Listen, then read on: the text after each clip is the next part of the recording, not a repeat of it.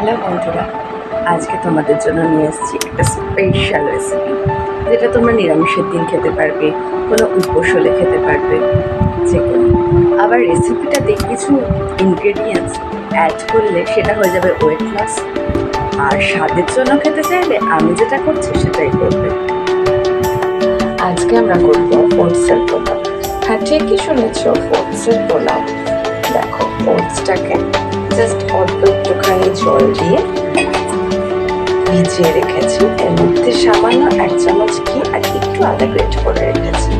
এখানে আলু কাটা আছে, আছে কটা লঙ্কা আর কিশমিশ।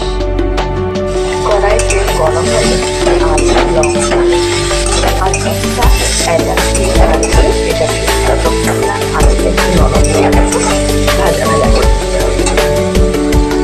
দেখো, অনেকটা ভাজা ভাজা হয়েছে। এবার কিশমিশটা দিয়ে দিচ্ছি। এবার সামান্য ভেজে ওটসটা দিয়ে দেবো। এবার ওটসটা দিয়ে তোমাকে স্বাদ মতো চিনি দিয়ে দিতে হবে। এবার চিনিটা যতক্ষণ না বলবে ততক্ষণ এটা রেখে দেবে। নামাবার আগে একটুখানি জাস্ট ঘি ছড়িয়ে দেবে, ব্যাস রেডি ওটসের পোলাও। দেখো রেডি, খেতেও খুব টেস্টি হয়েছে। তোমরা অবশ্যই তৈরি করবে আর আমাকে জানাবে কেমন হলো।